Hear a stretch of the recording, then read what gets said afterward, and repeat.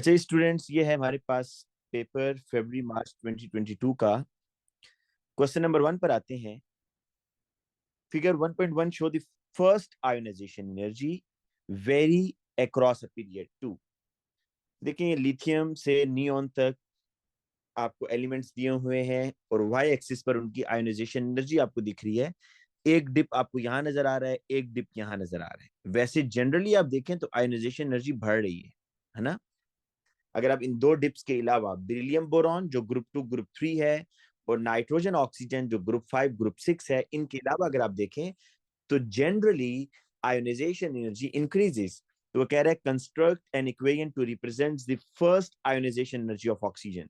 याद रखिएगा बेटा, जब भी आपने किसी सब्सटेंस में से इलेक्ट्रॉन को रिमूव करना होता है, तो जो आपका सब्सटेंस है ना जिससे आपने इलेक्ट्रॉन रिमूव करना है, वो एक तो गैसियस फॉर्म में होना चाहिए और एटॉमिक फॉर्म में भी होना चाहिए। दो कंडीशन याद रखिएगा कि आप जब भी किसी सब्सटेंस में से इलेक्ट्रॉन को रिमूव करवाना चाहते हैं, एक तो वो गैसियस फॉर्म में हो और दूसरा एटॉमिक फॉर्म में। तो गैस इट गिव्स। बट आप माइक ऑफ कर दें सब बच्चे, माइक ऑफ कर दीजिएगा।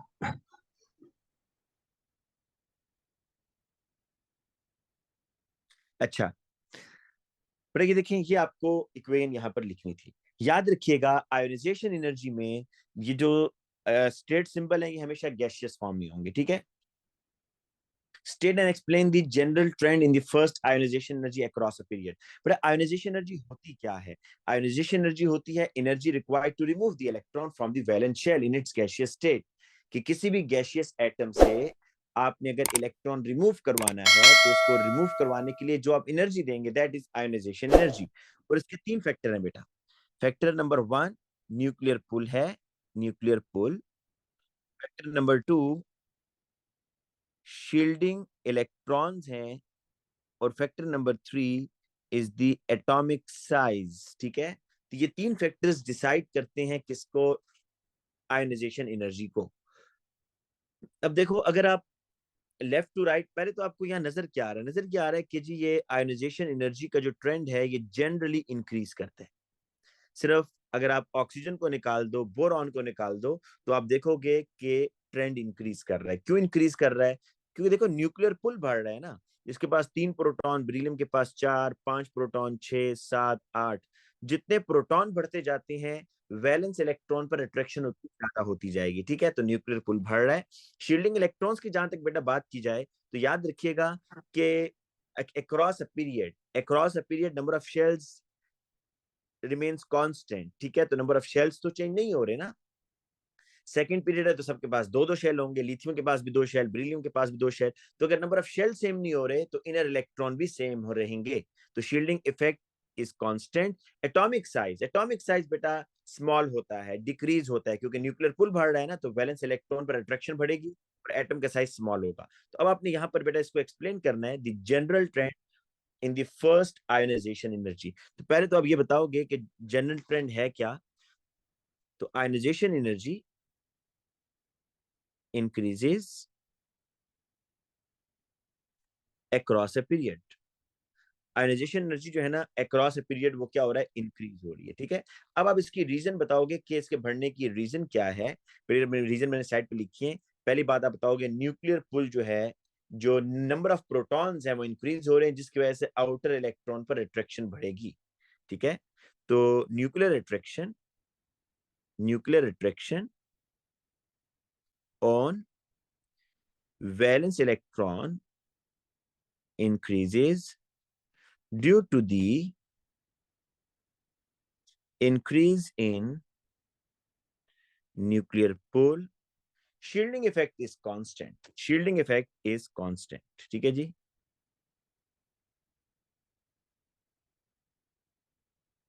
Shielding electrons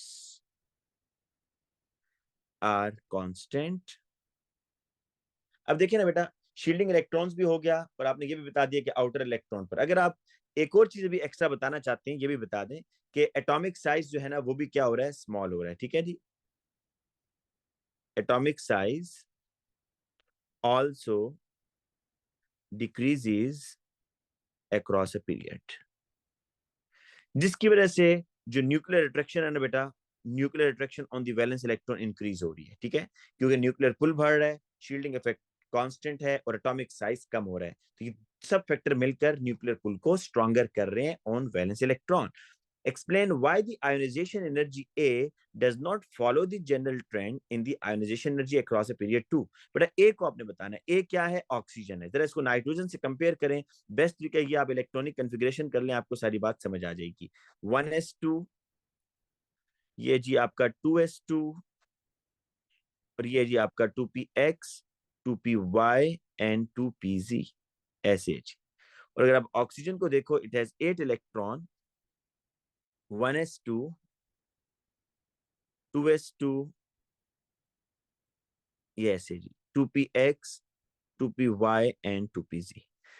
अब बेटा देखिएगा कि नाइट्रोजन का ना ये आउटर है ना, आउटर सबशेल ये है, ऑक्सीजन का आउटर सबशेल ये है। जो नाइट्रोजन है ना, उसके हर ऑर्बिटल में एक एक इलेक्ट्रॉन है, जबकि जो ऑक्सीजन है उसके 2px के अंदर 2 इलेक्ट्रॉन्स आ गए। तो एक ऑर्बिटल में 2 इलेक्ट्रॉन्स का आना, वो आपको, अब आपने कंपैरिजन में सोचना है कि कहां पर रिपलियन ज्यादा हो रही है, जरा कंपैरिजन में सोचेंगे।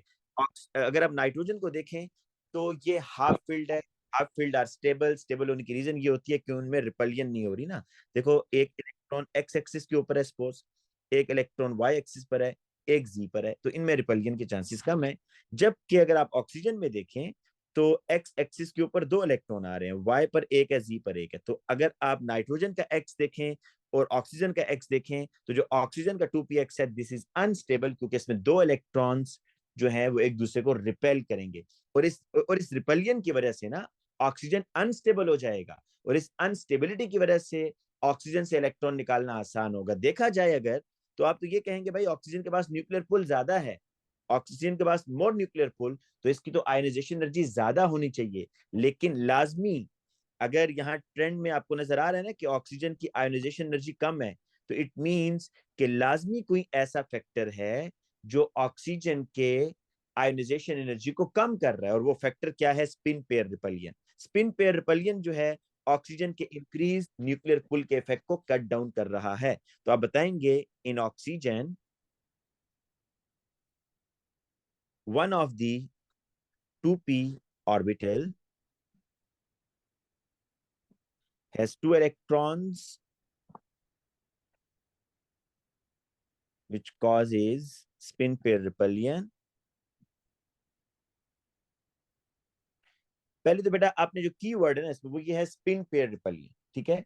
And this spin pair repulsion cancel out या कट डाउन या outweighs the increase nuclear charge. This spin pair repulsion,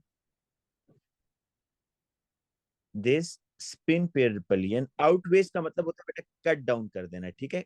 this spin pair repulsion outweighs the increase nuclear pull, increase nuclear charge, ठीक है जी। Next question पर आते हैं। Element E is in period 3 of the periodic table. The first 8 ionization energy values of E are shown in the table 1.1। Deduce the full electronic configuration of E। देखिए जी, ये third period का element है। Third period में क्या क्या आते हैं मैं आपको बता देता हूँ। सोडियम आता है, magnesium, aluminium, silicon, phosphorus, sulphur, chlorine और आर्गन। आपको ये बात अब याद रखनी है कि बड़ा ये आपके पास है ना, सपोज मैं बात करता हूँ क्लोरीन की, चलो, या क्लोरीन की मैग्नीशियम की करता हूँ। मैग्नीशियम, मैग्नीशियम के आउटर शेल में ना 2 इलेक्ट्रॉन्स होंगे, राइट।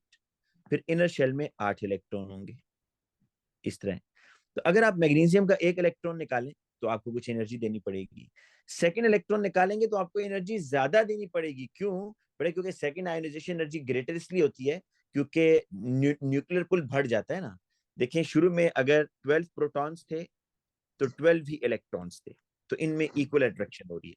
जब आप 1 इलेक्ट्रॉन निकाल देते हैं ना, जब आप 1 इलेक्ट्रॉन निकाल देते हैं बेटा, तो फिर क्या हो जाएगा, 12 प्रोटॉन और 11 इलेक्ट्रॉन। तो अब न्यूक्लियर पुल ज्यादा बढ़ गया ना, 12 प्रोटॉन 11 इलेक्ट्रॉन को खींच रहे हैं। तो second ionization energy is always great, वो तो ठीक है।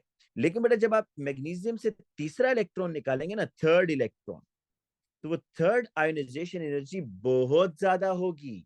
उसकी रीजन ये है बहुत ज्यादा होने की कि जो तीसरा इलेक्ट्रॉन होगा मैग्नीशियम का वो इनर शेल में है ना, क्लोजर टू द न्यूक्लियस है, तो आपको एक बिग जंप मिलेगा। तो अगर आपको दो आयोनाइजेशन एनर्जीज के बाद बिग जंप नजर आ रहा हो तो आपको वहां से रिजल्ट ये पता चलता है कि भाई इस एलिमेंट के आउटर शेल में दो इलेक्ट्रॉन है, क्योंकि जो बिग जंप है वो दो के बाद नजर आ रहा है। अब इसी तरीके से इसी एंगल से आपने सोचना है, ये आपके पास आयोनाइजेशन एनर्जी की वैल्यूज हैं, लेकिन आपको एलिमेंट नहीं पता, एलिमेंट ई है।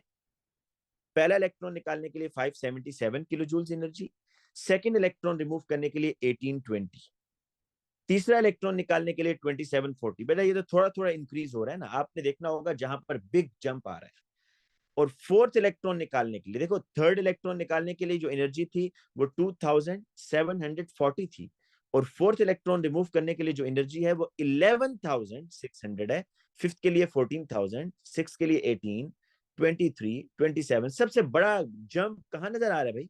सबसे बड़ा जंप आपको नजर आ रहा होगा फोर्थ, थर्ड और फोर्थ में, यहां पर बिग जंप आ रहा है। तो जहां बिग जंप आ रहा होगा इसका मतलब पता है क्या है? इसका मतलब ये होगा फिर कि ये जो तीन इलेक्ट्रॉन थे ना, ये इजी इलेक्ट्रॉन थे। इजी इलेक्ट्रॉन मींस कि ये आसानी से निकल रहे थे भाई। मतलब ये इलेक्ट्रॉन, इसको रिमूव करने के लिए 577, इसको रिमूव करने के लिए 1820, इसको रिमूव करने के लिए 2740। अब जो चौथा इलेक्ट्रॉन था वो इनर शेल में है, तो इसको रिमूव करने के लिए 11600। तो अब आपको ये समझ आ रही है कि जितने इजी इलेक्ट्रॉन होंगे ना बेटा, इजी इलेक्ट्रॉन्स वो आप काउंट कर लो 1 2 3, तो उस एलिमेंट के आउटर शेल में उतने ही इलेक्ट्रॉन होंगे आउटर शेल में। तो यहाँ पर आसानी से कितने इलेक्ट्रॉन निकल रहे हैं? तीन। तो इसका मतलब है कि इस एलिमेंट के आउटर शेल में तीन इलेक्ट्रॉन होंगे, और अगर इस एलिमेंट के आउटर शेल में तीन इलेक्ट्रॉन है, इसका मतलब ये हुआ कि ये तीसरे ग्रुप से है।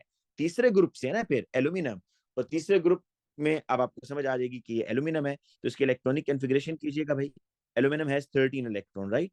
तो ये बनेगा 1s2, 2s2, 2p6, 3s2 and 3p1। और आपने एक्सप्लेनेशन देनी है कि आपको कैसे पता चला कि ये एल्यूमिनियम है, तो आप बताएंगे big jump between third and fourth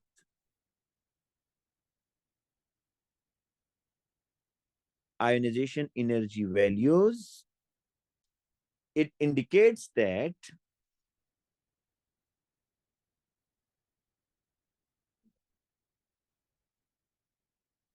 there are three electrons in its valence shell. किसके वैलेंस शेल में तीन इलेक्ट्रॉन है। नेक्स्ट क्वेश्चन पर आते हैं जी। So some oxides of the element in period 3 are shown.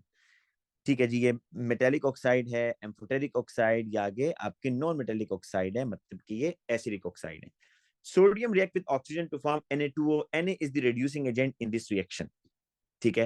अच्छा बेटा, मैं तो बच्चों को जो ऑक्सीडाइजिंग एजेंट और रिड्यूसिंग एजेंट की डेफिनेशन बताता हूँ, वो जरा सुने। आप लोगों को भी मैंने यही बताई होगी अगर आपने मेरे से कोर्स पढ़ा हुआ है, कि रिड्यूसिंग एजेंट का मतलब होता है which donates the electron, oxidising agent का मतलब होता है विच गेन्स द इलेक्ट्रॉन। अच्छा, ऑर्गेनिक में इसकी डेफिनेशन हम कुछ अलग करते हैं, क्योंकि ये भी ऑर्गेनिक का नहीं पूछ रहा है, ये इनऑर्गेनिक के रिएक्शन पूछ रहा है। ऑर्गेनिक केमिस्ट्री में हम ये बताते हैं कि oxidising agent donates the atomic oxygen और reducing agent donates the atomic hydrogen. ठीक है, लेकिन यहाँ पर तो बेटा ये इनऑर्गेनिक है ना, तो इनऑर्गेनिक में आपने इन टर्म्स ऑफ इलेक्ट्रॉन बताना होता है। तो आज के बाद याद रखिएगा, जितने मेटल्स होते हैं ना, मेटल्स ये रिड्यूसिंग एजेंट होते हैं, और रिड्यूसिंग एजेंट और मेटल्स की नेचर क्या होती है? डोनेट्स द इलेक्ट्रॉन, ये इलेक्ट्रॉन डोनेट करते हैं। ठीक है जी। तो रिड्यूसिंग एजेंट की डेफिनेशन ये लिखनी है आपने कि reducing agent donates the electron, ये इलेक्ट्रॉन को डोनेट करेंगे। जिस तरह आप देखो ना, सोडियम और ऑक्सीजन का रिएक्शन हो रहा है, जब Na2O बन रहा है तो आप देख रहे हो कि सोडियम ने इलेक्ट्रॉन लूज किए ना, और ऑक्सीजन ने गेन कर लिए। Right an equation for the reaction of Na2O with water. अब Na2O का रिएक्शन अगर आप वाटर से करो तो आपके पास क्या बनेगा? 2 moles of NaOH, sodium hydroxide. अच्छा, ये बात जहन में रहे, कोई बच्चा यहाँ हाइड्रोजन ना बनाए। हाइड्रोजन कब बनता है? डिफरेंस देख लो, जब आप मेटल का रिएक्शन वाटर से करवाते हो भाई। जब मेटल का रिएक्शन वाटर से करवाओगे देन आपके पास हाइड्रोजन गैस बनती है। ठीक है ना, तो यहाँ तो वो मेटल का नहीं करा रहा, मेटल ऑक्साइड का करा रहा है, तो NaOH बनेगा। इस तरह कह रहा है aluminium oxide is amphoteric, but amphoteric आप लोग ओ लेवल से ही पढ़ कर आए हैं। ऐसे ऑक्साइड्स होते हैं कि which reacts with acid as well as with base. बेटा एम्फोटेरिक ऑक्साइड का आपने मतलब यहाँ पर बताना है, it can react with both acid as well as base. It can react with both acid as well as bases. अच्छा जी, aluminium oxide is purified from bauxite. Bauxite आपको याद है ना, ओ लेवल्स के अंदर आप लोग जब एक्सट्रैक्शन ऑफ एल्यूमिनियम करते थे तो वहां पर जो सोर्स होता था जिससे एल्यूमिनियम निकालते थे वो बॉक्साइट होता था। और the first step involves the heating of aluminum oxide with excess of NaOH। बड़ा ये रिएक्शन आप लोगों ने इनऑर्गेनिक में पढ़ा हुआ है, जब आपको पीरियड 3 के एलिमेंट्स में हम एसिडिक और बेसिक करेक्टर कराते हैं तो उसमें एल्यूमिनियम ऑक्साइड की नेचर बताते हैं एम्फोटेरिक, कि aluminium oxide can react with HCl और कैन रिएक्ट विद NaOH। और ये थोड़ी इक्वेशन थोड़ी टेढ़ी सी है, तो आपको मैंने उस टाइम भी रिकमेंड किया होगा कि आप इसको याद कर लें, ठीक है। इसमें एल्यूमिनियम ऑक्साइड है, it react with NaOH in the presence of water. और इसकी बैलेंसिंग बेटा इस तरह है, इसको आपने एज इट इज याद करना, और इसमें एक ऑप्शन नहीं है। आप देखेंगे इसमें बेटा मल्टीपल ऑप्शन है, आप बहुत सारी इक्वेशंस लिख सकते हैं, लेकिन आपकी बुक में भी ये लिखी होती है, मार्क्स स्कीम भी इसी को प्रेफर करता है, तो आपको ये इक्वेशन याद करनी है कि एल्यूमिनियम ऑक्साइड सोडियम हाइड्रोक्साइड से रिएक्शन कर रहा है, सोडियम हाइड्रोक्साइड यहाँ पर बेस है, एल्यूमिनियम ऑक्साइड यहाँ पर एज एन एसिड काम करेगा, और आगे आपके पास सॉल्ट बनेगा NaAlOH4। NaAlOH4 ये, ठीक है। ये इस तरह, ये एल्यूमिनियम है ना, इसके साथ 4 OH होंगे ऐसे, जैसे है, और Na है इस तरह। देखो ना, एल्यूमिनियम +3 -1 -1 -1 -1, तो नेट चार्ज -1 आ गया, सोडियम 1+ आ गया। तो ये बेसिकली सॉल्ट आपको बेटा इस तरह याद रखनी है, ठीक है। अच्छा, अब आगे चलते हैं नेक्स्ट। Al2O3 इज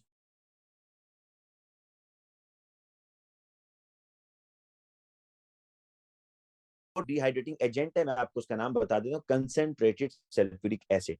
तो ये दोनों जो है डिहाइड्रेटिंग एजेंट हैं, वाटर को रिमूव करवाते हैं। State the effect of using Al2O3 as a catalyst in the dehydration of alcohol, use the Boltzmann distribution to help explain your answer.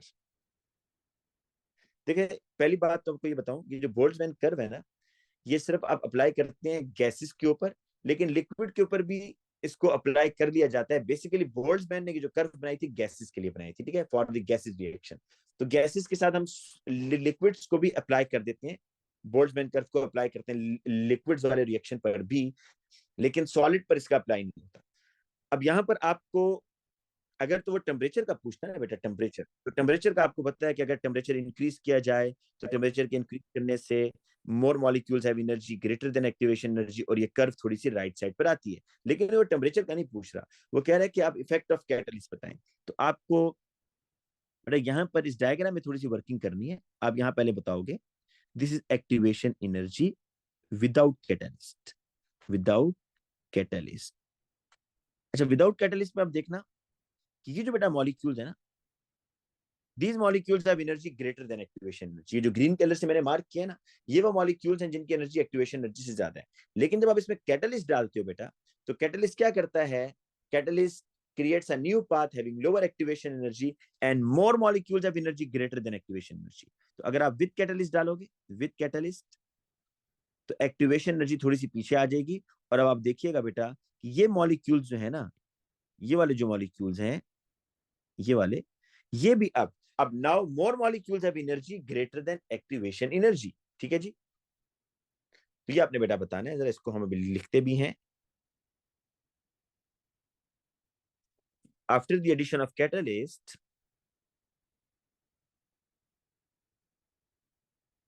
after the addition of catalyst, now more molecules have energy greater than activation energy।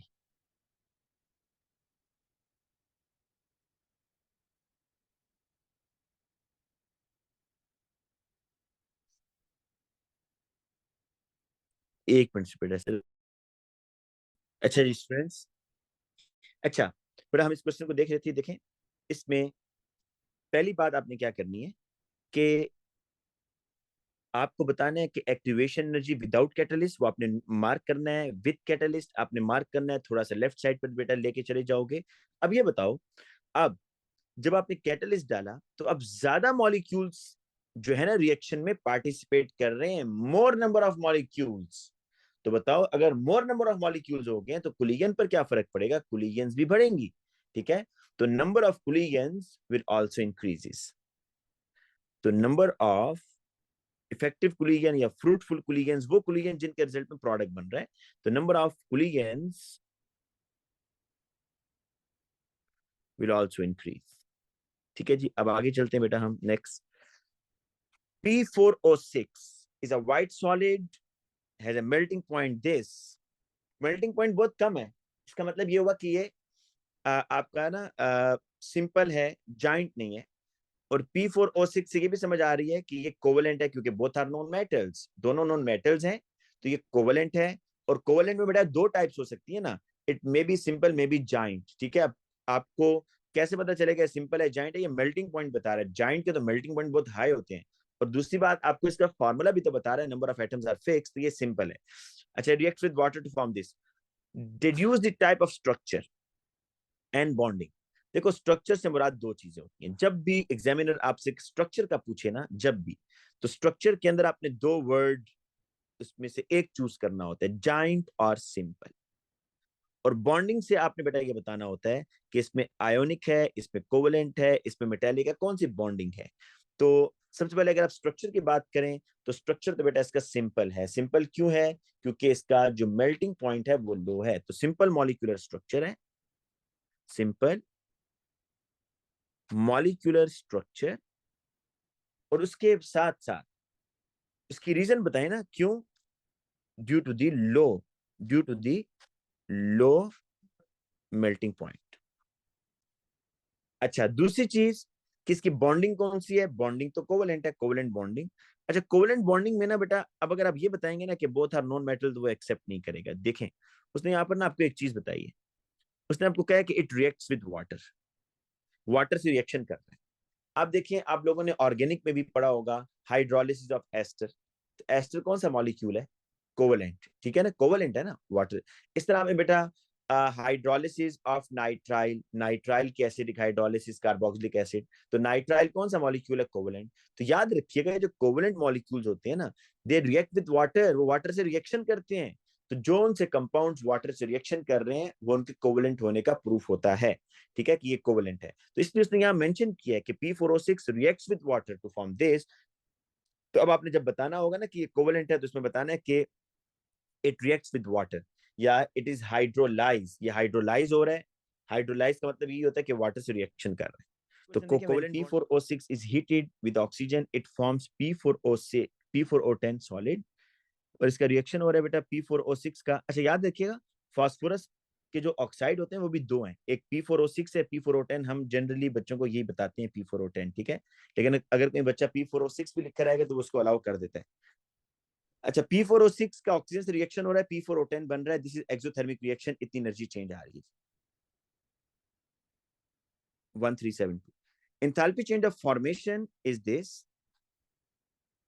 बेटा head cycle बना लेते हैं, जल्दी से हो जाएगा ये, देखें, हालांकि एक नंबर का एक क्वेश्चन है। आप सब बच्चों को पता है ना कि एलिमेंट्स की फॉर्मेशन जीरो होती है।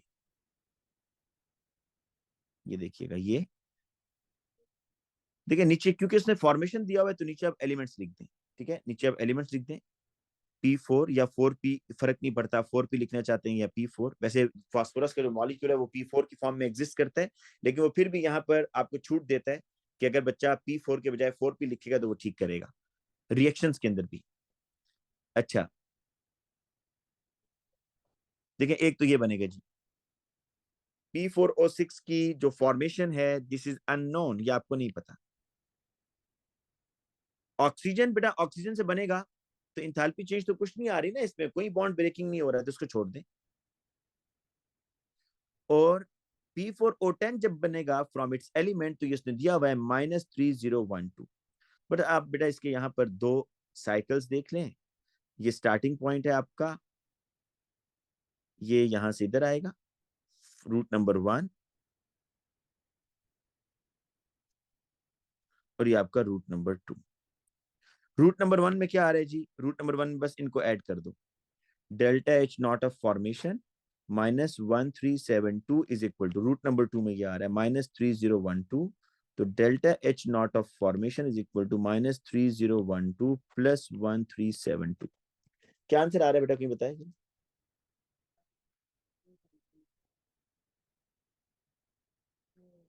जो कोई बच्चा आंसर बताएगा क्या आ रहा है? सर 1640 माइनस में आ रहा है ना। अच्छा, yes right and equation this is exothermic reaction, ठीक है, बस ये करना है आपने। Right and equation for the reaction of P4O10 with water. तो ये भी देखें, उसने जो पीरियोडिसिटी है इनऑर्गेनिक, वहां से क्वेश्चन पूछा हुआ है। P4O10 का रिएक्शन वाटर के साथ, आपको पहले देखना है कौन सा ऑक्साइड है। This is non metallic oxide, और non metallic oxide reacts with water, water से रिएक्शन करेंगे। और आपको पता है non metallic oxide acidic in nature होते हैं, ठीक है, जब वाटर से रिएक्शन करते हैं तो एसिड बनाते हैं। अब आप वैसे सोचो कि कौन सा ऐसा एसिड है जिसमें पी आता है, फास्फोरस, तो आपको फौरन समझ आ जाएगा H3PO4, फास्फोरिक एसिड। तो P4 4 फास्फोरस है, यहाँ पीछे 4 लगा दिया आपने। अब आपको समझ आएगी कि हाइड्रोजन कितने हैं जी, हाइड्रोजन है 4 3 12, तो यहाँ पर 6 लगा देंगे। और ऑक्सीजन बेटा ऑटोमेटिकली बैलेंस हो गए, ऑक्सीजन जो है ना बैलेंस हो गए।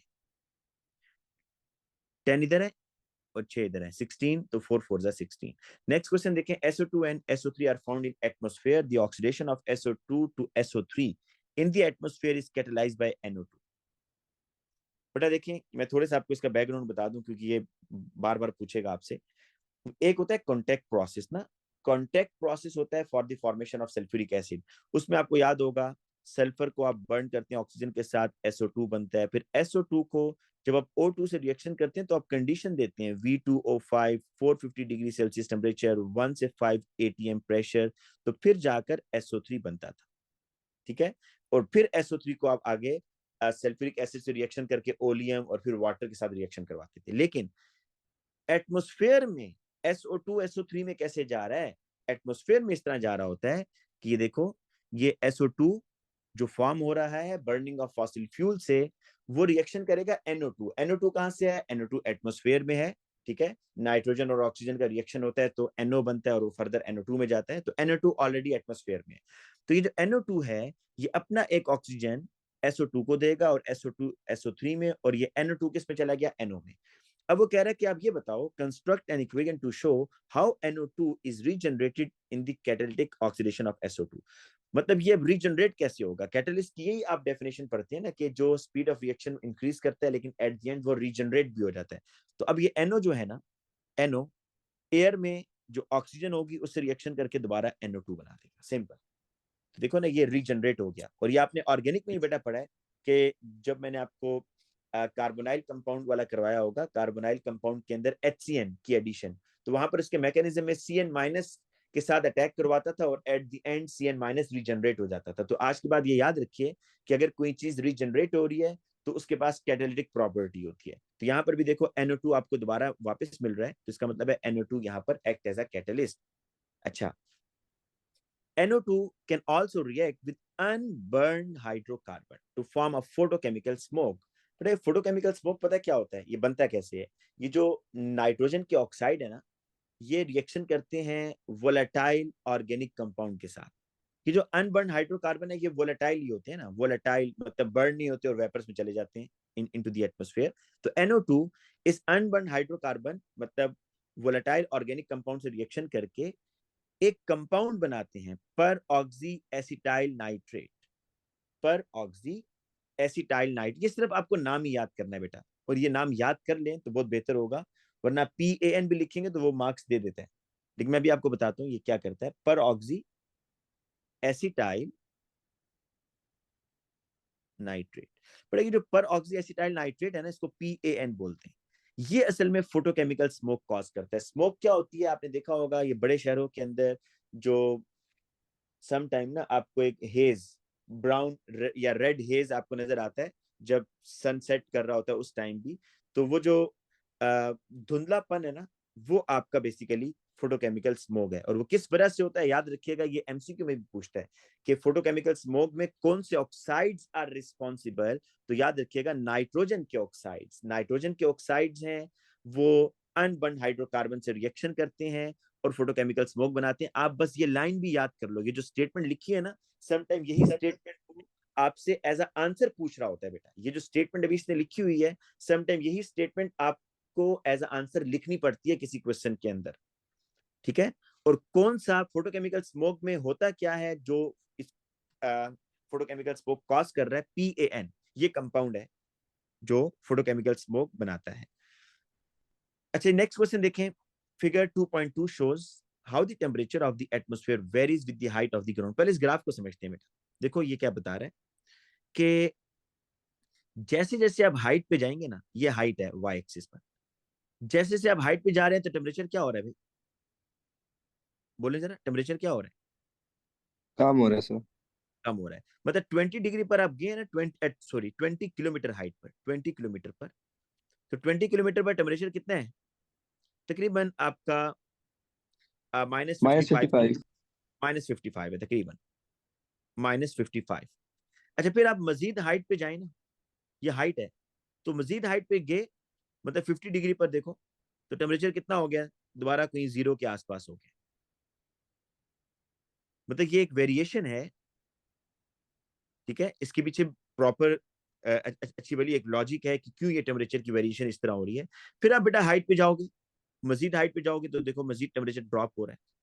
और 90 किलोमीटर की हाइट पर तो बेटा ये देखो कितनी ठंड है, कितना लो टेम्परेचर है। और फिर आप अगर 90 किलोमीटर से भी ऊपर जा रहे हो तो 110 किलोमीटर पर तो फिर टेम्परेचर बढ़ रहा है। तो आपको पहले तो ये समझना है कि ये ग्राफ में आपको टेम्परेचर की वेरिएशन पता चल रही है, ठीक है। अब क्वेश्चन पर आते हैं। The equilibrium reaction in equation 1 has delta is not of reaction -168।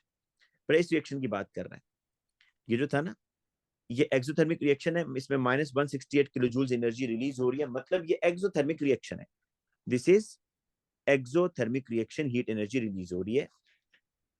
Suggests how the position of this equilibrium differs, how the position of this equilibrium differs at a height of 20 kilometre compared with the height of 50 kilometre. हाँ देखिए, बड़ा जबरदस्त question है ये कि 20 kilometre height पर आपने इस रिएक्शन को कंपेयर करना है कि 20 किलोमीटर हाइट पर और 50 किलोमीटर हाइट पर पोजीशन ऑफ इक्विलिब्रियम कहां शिफ्ट होगा। तो ये बताओ सर 20 20, किलोमीटर पे। आप बेटा देखते हैं इसको, मैं इसको नीचे लिखता हूँ जरा, इक्वेशन को नीचे लिखता हूँ। अच्छा, इसने यहाँ पर, मैं अगर एक चीज मैं पढ़ लूँ एक दफा, कि यहाँ पर इसने कोई हाइट की फिलहाल तो बात नहीं की, SO2 फाउंड इन एटमॉस्फेयर, और यहाँ पर इसने कोई भी हाइट की बात नहीं की हुई, ठीक है। बेटा मैं रिएक्शन इसके सामने लिख देता हूँ। ये SO2 है, ये NO2 है, ये आपको SO3 बनाकर दे रहा है, और NO, और साथ में हीट रिलीज हो रही है। बेटा 20 किलोमीटर हाइट पर तो टेम्परेचर कम है ना, तो अगर आप 20 किलोमीटर हाइट पर देख रहे हो, मतलब आप टेम्परेचर कम कर रहे हो, तो बताओ रिएक्शन किधर जाएगा? 20 किलोमीटर सर हाइट पर। Forward direction towards the yes, right. जी शाबाश। तो एट 20 किलोमीटर मतलब लोअर टेम्परेचर, तो पोजीशन ऑफ इक्विलिब्रियम शिफ्ट होगा टुवर्ड्स राइट हैंड साइड, क्योंकि बेटा फॉरवर्ड रिएक्शन एक्सोथर्मिक है ना। आप जितना टेम्परेचर कम करोगे, रिएक्शन उतनी हीट मजीद जनरेट करेगा और रिएक्शन फॉरवर्ड साइड पर जाएगा। और अगर आप 50 डिग्री पर करते हो, 50 डिग्री पर क्या होगा? 50 डिग्री पर तो आपने टेम्परेचर थोड़ा सा बढ़ा दिया ना, आप टेम्परेचर बढ़ गया, तो 50 डिग्री पर क्या होगा बेटा? इसके ऑपोजिट, आपने हीट बढ़ा दी है, टेम्परेचर बढ़ा दिया, तो रिएक्शन बैकवर्ड जाएगा। तो अब इसका आंसर लिखते हैं। Suggest how the position of equilibrium differ at a height of 20 kilometre. आपने 20 किलोमीटर का बताना है बेटा। तो position of equilibrium, position of equilibrium shift towards right hand side as forward reaction is exothermic। ठीक है जी, नेक्स्ट क्वेश्चन पर आते हैं। The hydrogen halide HCl, HBr, HI are all colourless gases. अच्छा, ये बात ध्यान में रखें, HF, HCl, HBr, HI ये तमाम गैसेस हैं, ठीक है ना, एट रूम टेम्परेचर। लेकिन अगर मैं आपसे जनरली एक क्वेश्चन पूछूं कि HCl, HBr और HI में बॉइलिंग पॉइंट किसका ज्यादा होगा, तो आप क्या आंसर देंगे? HCl, HBr, HI में बॉइलिंग पॉइंट किसका ज्यादा है? HI. HI के ज्यादा हो, क्योंकि मोर number of HI, sir. Electrons, yes, more number of electrons तो वैन डर वाल्स फोर्स। और अगर मैं आपसे ये पूछूं कि थर्मल स्टेबिलिटी किसकी ज्यादा होगी, HCl, HBr, HI? Sir, HCl. शाबाश, HCl की ज्यादा होगी। Bond length, thermal Bond stability में length. आपने ये देखना होता है बिल्कुल कि कौन सा बॉन्ड आसानी से टूट रहा है। भाई HI आसानी से टूटेगा ना, तो ये थर्मली स्टेबल तो ना हुआ, इसको हीट देंगे फौरन टूट जाएगा। अच्छा, आप क्वेश्चन पर आते हैं, जिसका मेन क्वेश्चन है, describe and explain the relative reactivity of halogen down the group when they react with hydrogen। बेटा ये आप लोगों ने जब ग्रुप 17 पढ़ा होगा ना, तो ये बात आपको मैंने वहां भी बताई होगी, फिर सुन लें।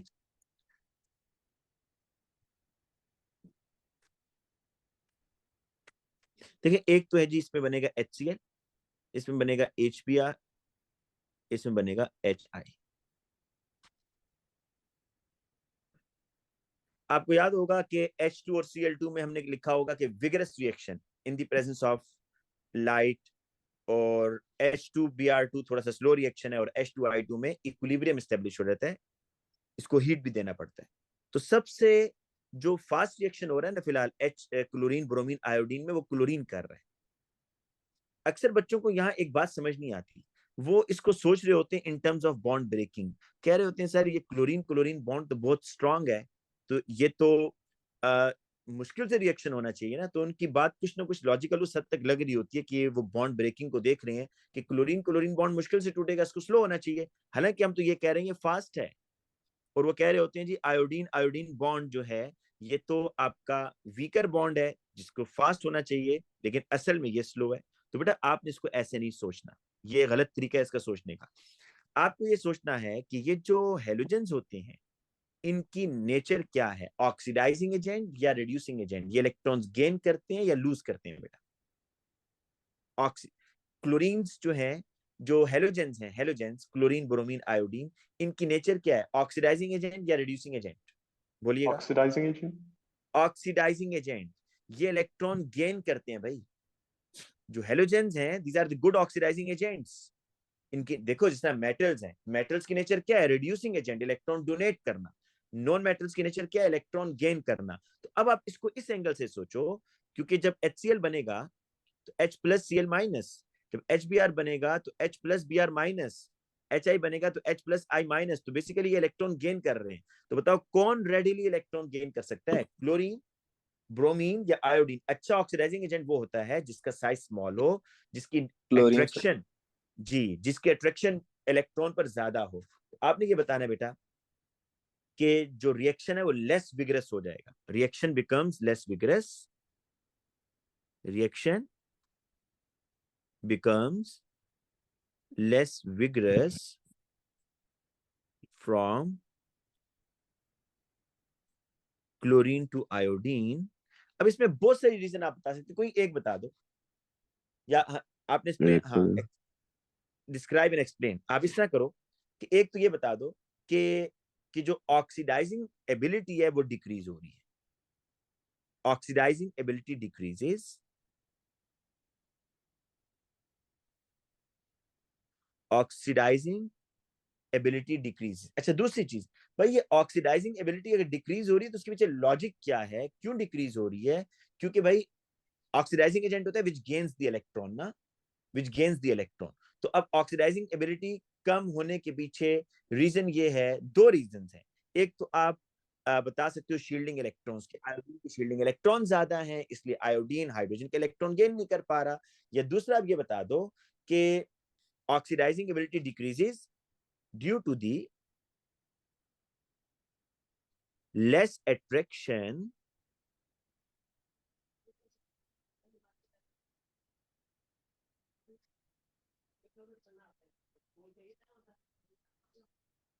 towards the addition of electron।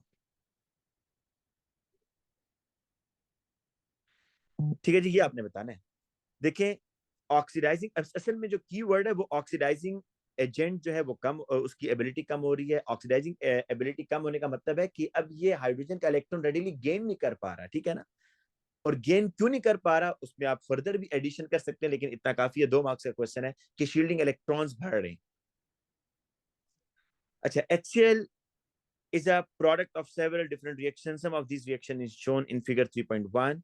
सबसे पहले कह रहे जी SiCl4 का रिएक्शन वाटर से करना है जी.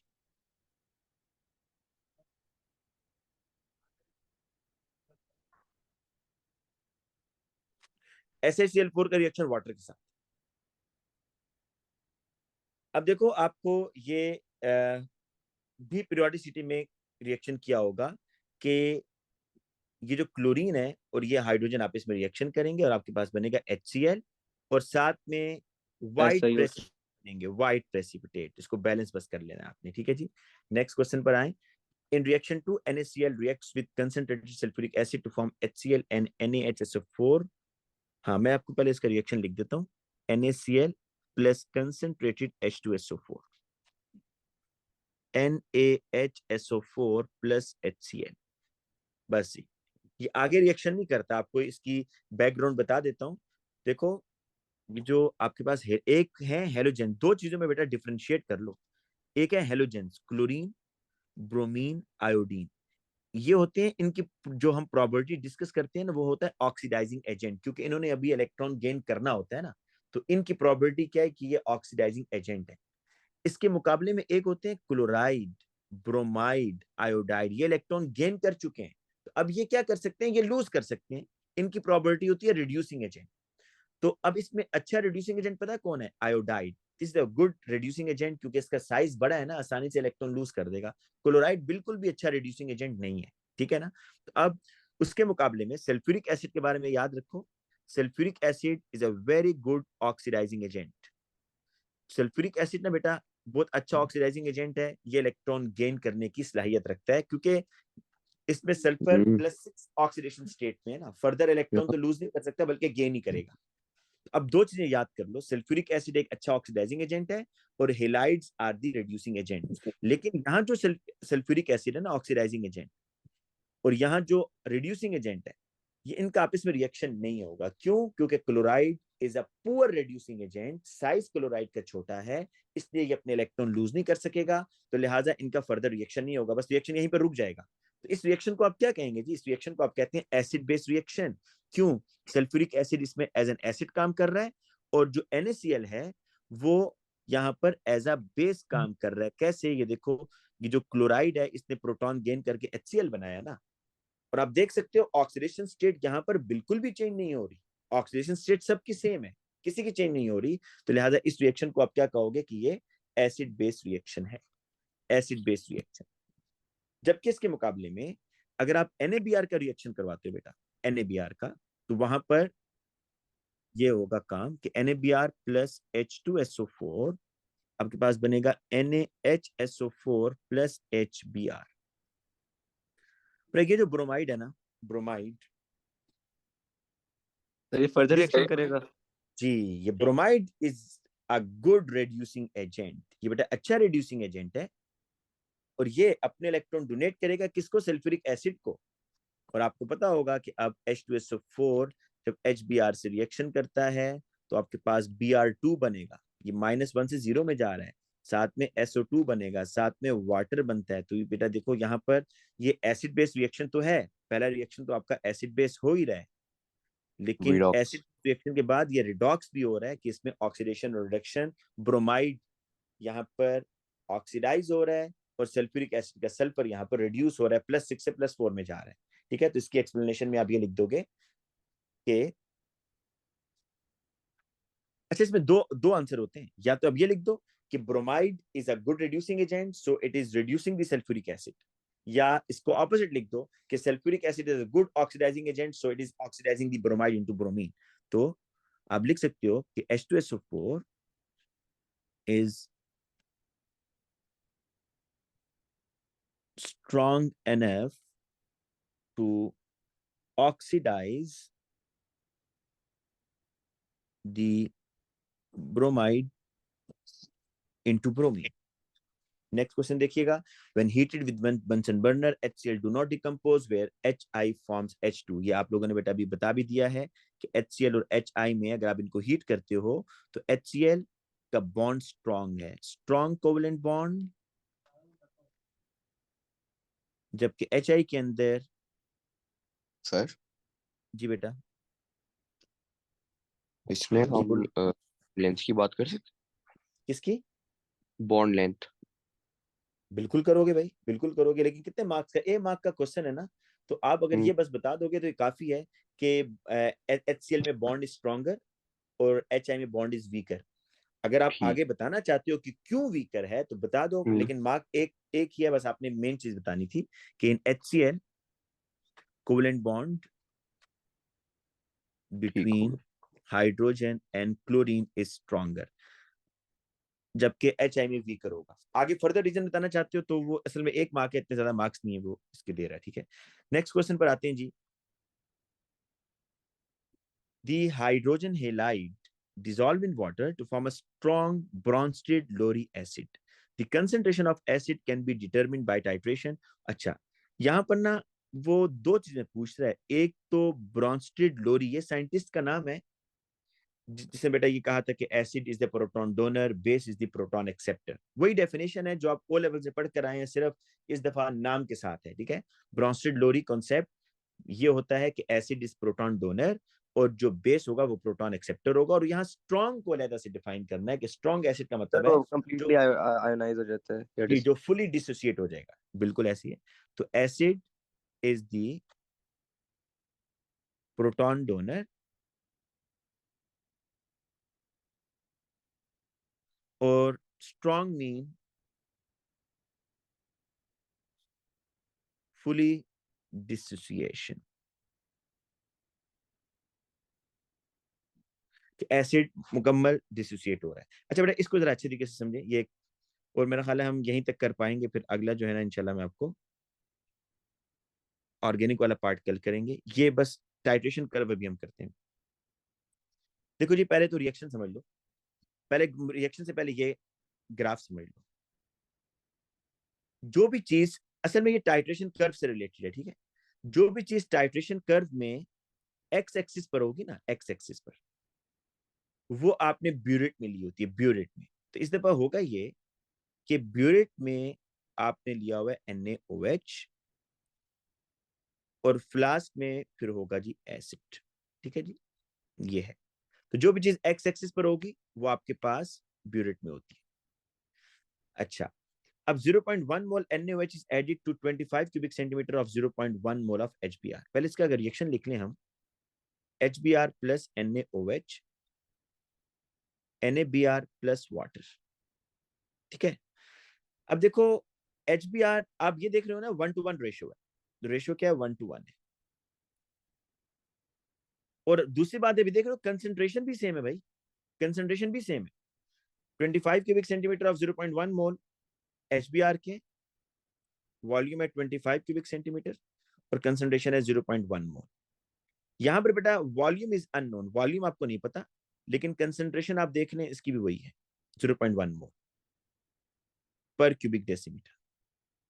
ये बताओ भाई मुझे कि अगर, अब मेरी बात गौर से सुननी है, कि अगर मोलर रेशियो सेम हो, मोलर रेशियो क्या हो, सेम हो, कंसेंट्रेशन भी सेम हो, तो दोनों को न्यूट्रलाइज करने के लिए वॉल्यूम कितना कितना चाहिए होगा? क्या इक्वल वॉल्यूम नहीं चाहिए एक होगा? जितना। ठीक। एक जितना वॉल्यूम चाहिए होगा। तो लिहाजा आपको यह समझ आनी चाहिए कि अब न्यूट्रलाइजेशन के लिए you will add 25 cubic centimetre, 25 cubic centimetre आपने ऐड करना होगा तो न्यूट्रलाइजेशन हो जाएगी। लेकिन वो कह रहे जी कि आपने NaOH जो है ना ऐड करना है एक्सेस में, एक्सेस में ऐड करना है। तो आपको ना यहाँ पर बेटा क्या क्या चीजें ध्यान में रखनी है जब भी टाइट्रेशन कर्व बनानी है। स्टार्टिंग पॉइंट मतलब जो स्टार्टिंग पीएच होगी, एंड पॉइंट मतलब जो एंड पीएच होगी, इक्विवेलेंस पॉइंट और वॉल्यूम यूज्ड, वॉल्यूम यूज्ड, ये सब चीजें आपको ध्यान में रखनी है, तब आपको टाइट्रेशन की आपको कर्व ड्रॉ करनी है। सबसे पहले जी स्टार्टिंग पॉइंट क्या है?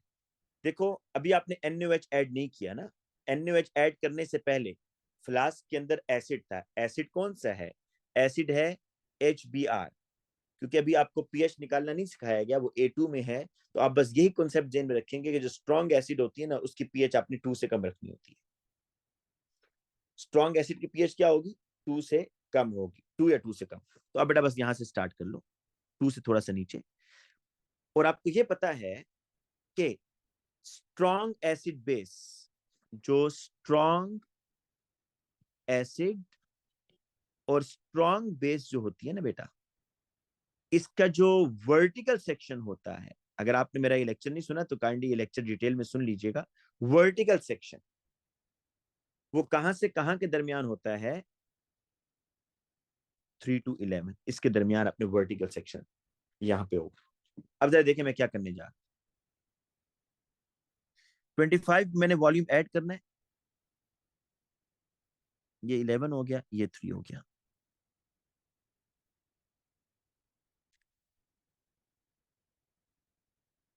लेकिन ये वर्टिकल सेक्शन इस तरह ड्रॉ करना है, समझ आई? स्ट्रॉन्ग एसिड और स्ट्रॉन्ग बेस के अंदर आपने वर्टिकल सेक्शन की जो लेंथ है ना, वर्टिकल सेक्शन की जो हाइट है समझ लो, वो ये 3 to 11 होगी ऐसे। अब आपने ये करना है, कितना वॉल्यूम ऐड करेंगे जी? आपने 25, तो ये देखो यहां से आएगा इधर ऐसे सिग्मॉइड शेप, इसको इस तरह मिला दिया इसके साथ। और यहां से क्योंकि बेटा आप NaOH ऐड कर रहे हो और NaOH is a stronger base, जब आप एक्सेस में ऐड करोगे तो पीएच बेसिक हो जाएगी, तो आपने स्ट्रॉन्ग बेस की पीएच 12 से ऊपर लेके जानी है, 13 या 14 पे।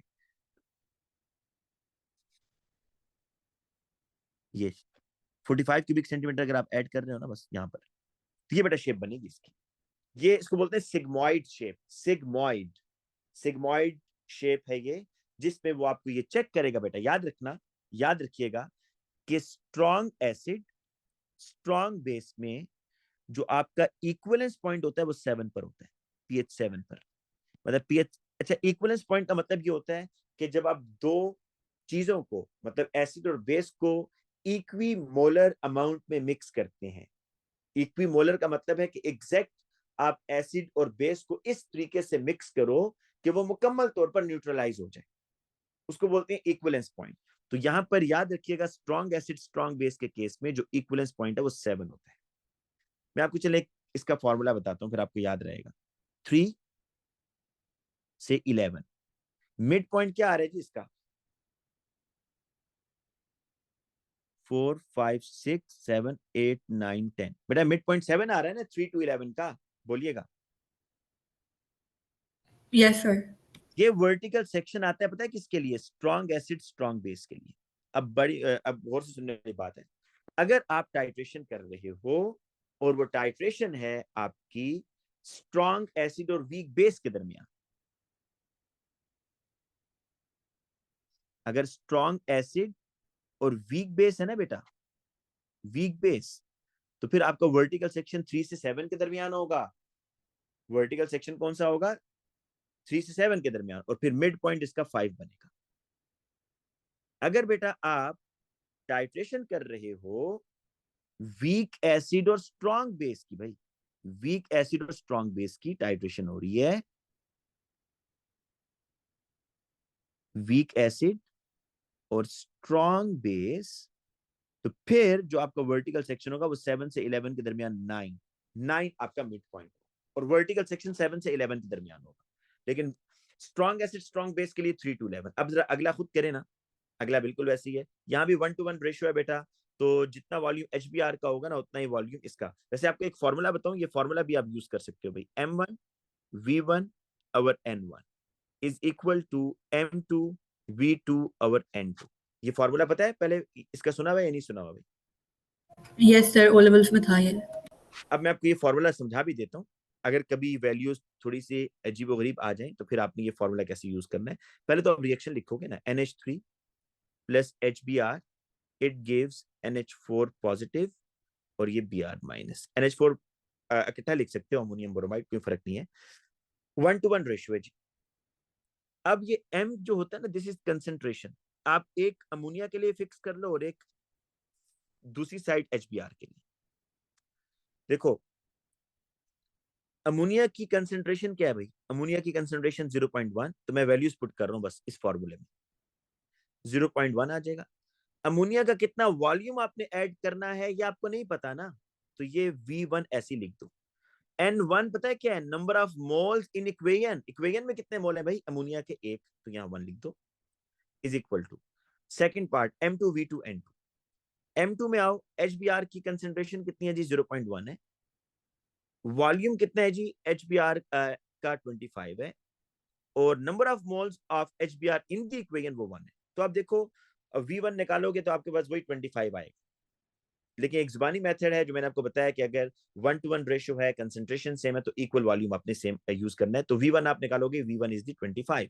तो आपको यहां भी समझ आ गया भाई कि 25 पर ही आपका वर्टिकल सेक्शन बनेगा। लेकिन इस दफा ये वीक बेस है भाई, वीक बेस, और ये स्ट्रॉन्ग एसिड है।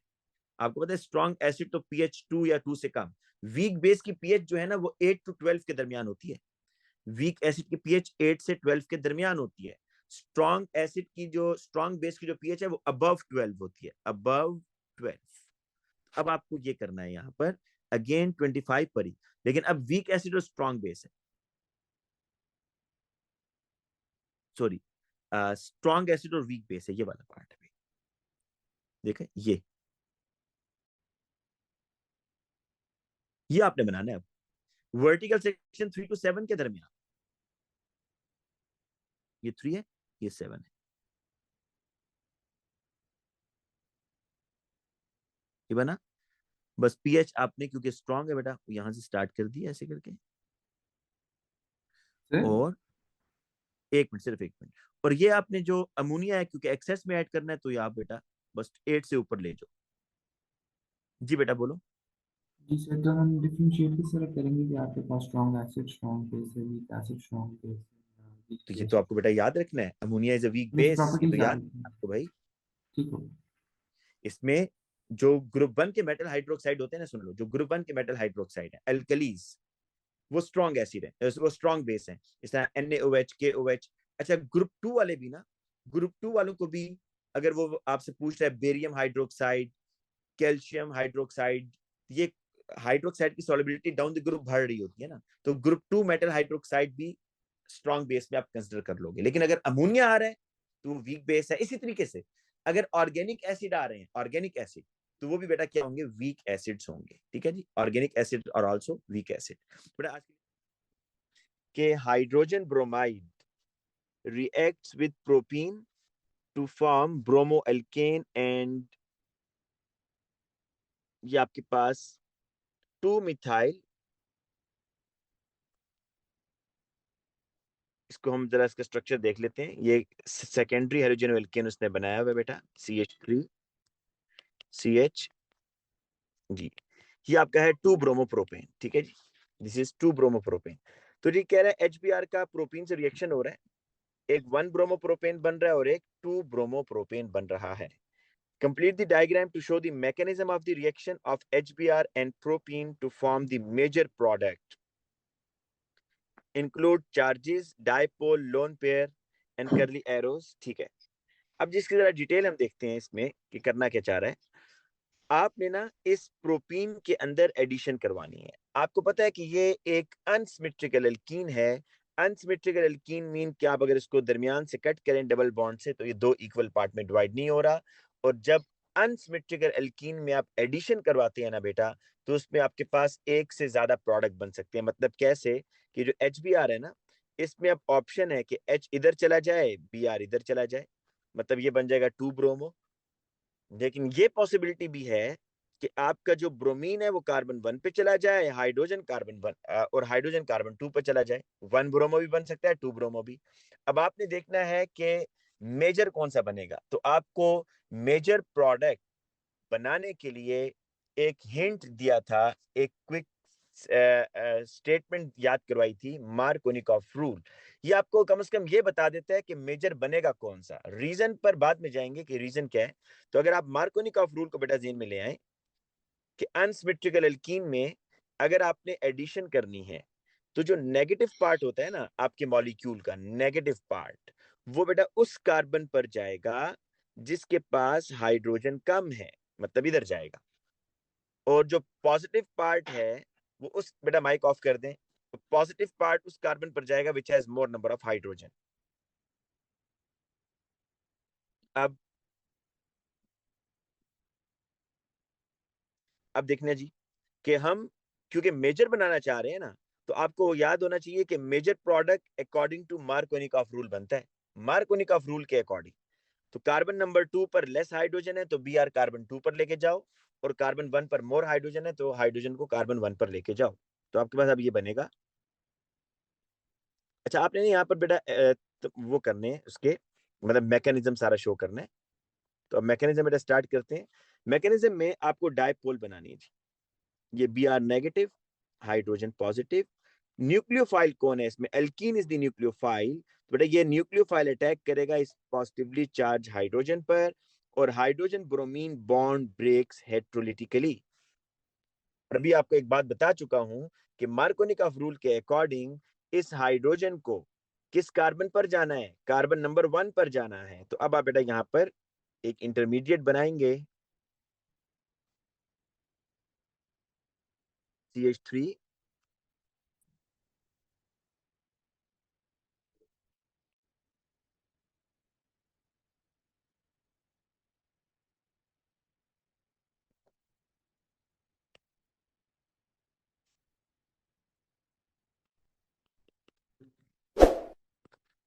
ये एक हाइड्रोजन ऐड हो गया जी इधर।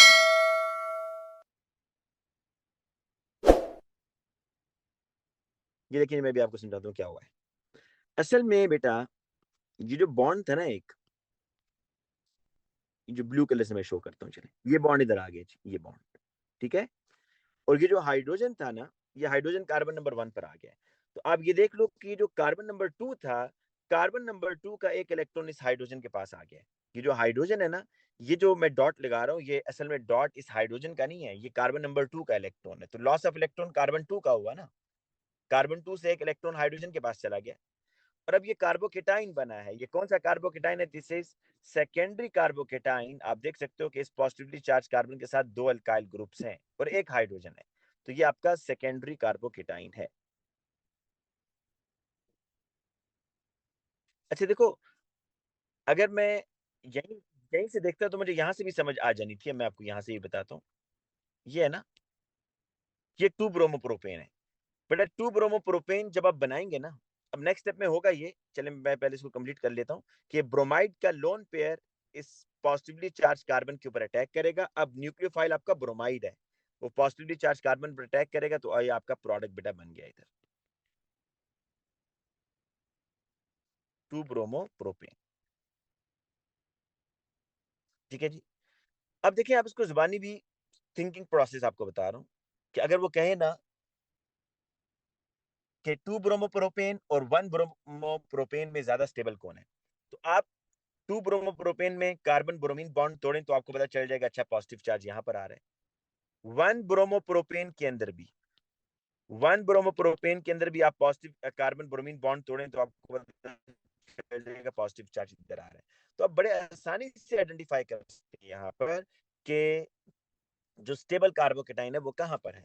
देखो ना, स्टेबल कार्बोकेटाइन ये वाला होगा कि जिस पॉजिटिवली चार्ज कार्बन के साथ मोर नंबर ऑफ अल्काइल ग्रुप्स। आपको पता है ना, ये पॉजिटिवली चार्ज जो स्पीशीज होते हैं ये अनस्टेबल होते हैं, चाहे पॉजिटिव चार्ज हो या नेगेटिव चार्ज, ये अनस्टेबल होते हैं। तो इनको स्टेबलाइज कैसे किया जाता है?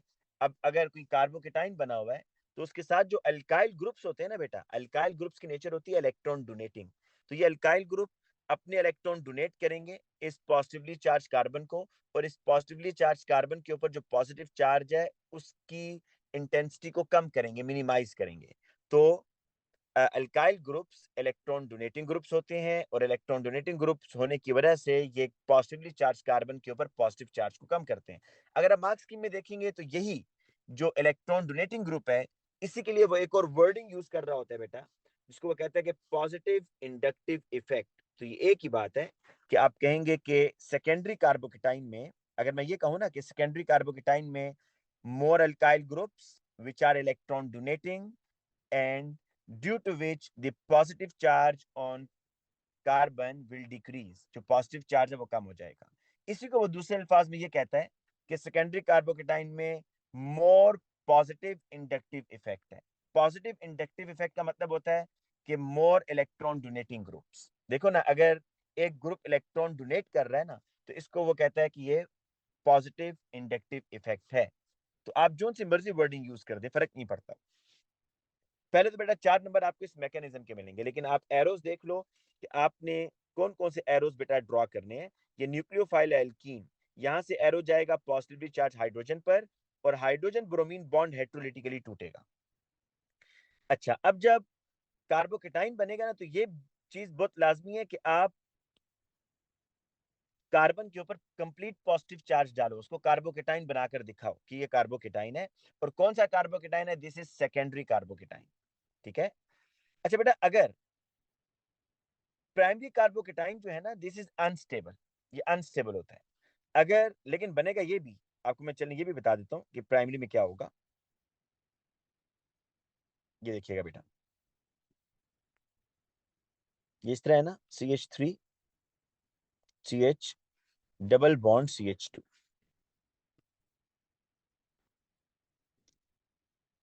अगर मैं एंटी मार्कोनिकॉफ रूल पे जाता हूँ ना, एंटी मतलब पॉजिटिवली चार्ज हाइड्रोजन को उस कार्बन पर लेके जाता हूँ which has less number of hydrogen.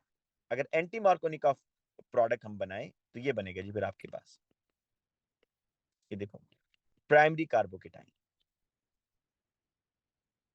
Sir ये हमारा माइनर प्रोडक्ट है। ये माइनर होगा, ये कम बनेगा, बनेगा सही लेकिन कम बनेगा। और नेक्स्ट स्टेप में क्या होगा, ये जो Br है ना बेटा, ये इस कार्बन के ऊपर अटैक कर देगा।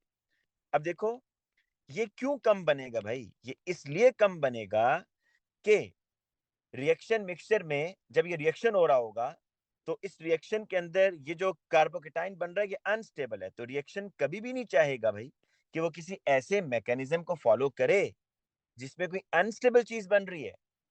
इसलिए बनेगा तो सही थोड़ी अमाउंट में, तो थोड़ी अमाउंट में बनने की रीजन यही है कि इस मैकेनिज्म में जो कार्बोकेटाइन बन रहा है वो अनस्टेबल है। अब बेटा जरा हम दोबारा अपने क्वेश्चन पर आते हैं। क्वेश्चन कह रहा है कि explain why the two bromoalkanes are not produced in equal amount by this reaction। तो आप बताएंगे कि during the formation of two bromopropane, during the formation of two bromopropane, sorry, two bromopropane, a secondary carbocation is formed which is more stable due to the two electron donating groups. दो electron donating groups की वजह से भाई सारा काम ये है कि ये दो इलेक्ट्रॉन डोनेटिंग ग्रुप जो लगे हुए ना बेटा, कि जो मैंने येलो कलर से मार्क किए हैं, ये असल में इलेक्ट्रॉन डोनेटिंग है और ये इस पॉजिटिवली चार्ज कार्बन के पॉजिटिव चार्ज को रिड्यूस कर रहे हैं, जिसकी वजह से स्टेबिलिटी का सेकेंडरी कार्बोकेटाइन की बढ़ रही है। नेक्स्ट क्वेश्चन पर आते हैं जी। The reaction of 1-bromopropane and NaOH is different depending on whether water or ethanol is used as a solvent. Complete to identify the organic and inorganic product of the reaction। पहले बेटा मैं आपको detail reaction बताता हूँ। ये देखें इस तरह है, ये CH3 है, CH2Br।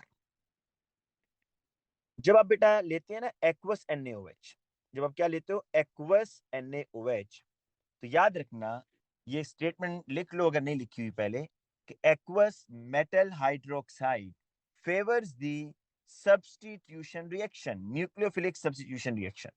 Aqueous metal hydroxide favours the nucleophilic substitution reaction. तो क्या होगा भाई, इसमें न्यूक्लियोफिलिक सब्स्टिट्यूशन होगी, Br की जगह OH आ जाएगा, तो बनेगा CH3 CH2 CH2OH और साथ में क्या बनेगा NaBr। तो आपको बेटा बस यहाँ पर इनऑर्गेनिक प्रोडक्ट क्या है NaBr है वो लिखोगे, ऑर्गेनिक प्रोडक्ट क्या बन रहा है प्रोपेन 1-ol तो वो लिखोगे, खत्म। लेकिन अगर बेटा आपके पास एक्वस मेटल हाइड्रोक्साइड ना हो बल्कि आपके पास हो एथेनोलिक मेटल हाइड्रोक्साइड, ये वाला CH3 CH2 CH2Br plus NaOH alcoholic, तो याद रखना बेटा ये आप बात ये भी लिख लो कि अल्कोहलिक मेटल हाइड्रोक्साइड, मैं यहाँ लिख देता हूँ, अल्कोहलिक या एथेनोलिक एक ही बात है, alcoholic metal hydroxide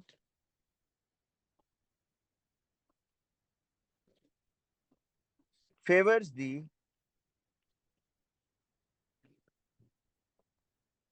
elimination reaction and alkene is formed, और फिर अल्कीन बनता है भाई उसके मुकाबले में।